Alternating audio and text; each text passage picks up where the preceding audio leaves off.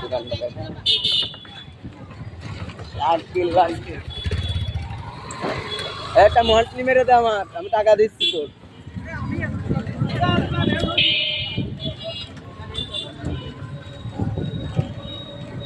আয়েগা এখন দেখতে পাচ্ছেন আমরা কোন জায়গাটা